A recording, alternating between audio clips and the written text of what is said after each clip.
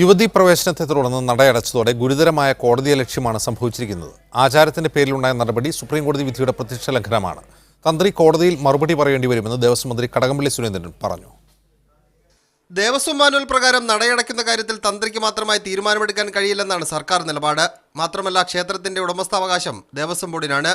ബോർഡുമായി ആലോചിച്ചാണോ നടയടച്ചതെന്നറിയില്ലെന്നും ആലോചിച്ചാണെങ്കിൽ പോലും തന്ത്രിയുടെ നടപടി കോടതിയലക്ഷ്യമാണെന്നും ദേവസ്വം മന്ത്രി വ്യക്തമാക്കി. ഇവിടെ ശബരിമല ക്ഷേത്രത്തിൻ്റെ ഉടമാവകാശം തിരുവിതാംകൂർ ദേവസ്വം ബോർഡിനാണ്. അപ്പോൾ ബോർഡുമായിട്ട് അവർ ആലോചിച്ചിട്ടുണ്ടോ എന്ന് എനിക്കറിയില്ല. അങ്ങനെയാണെങ്കിൽ പോലും ദേവസ്വം ബോർഡുമായിട്ട് ആലോചിച്ചിട്ടാണ് നടയടയ്ക്കുന്നതെങ്കിൽ പോലും അത് സുപ്രീം കോടതിയുടെ വിധിയുടെ ലംഘനമാകും, കോടതി അലക്ഷ്യമാകും.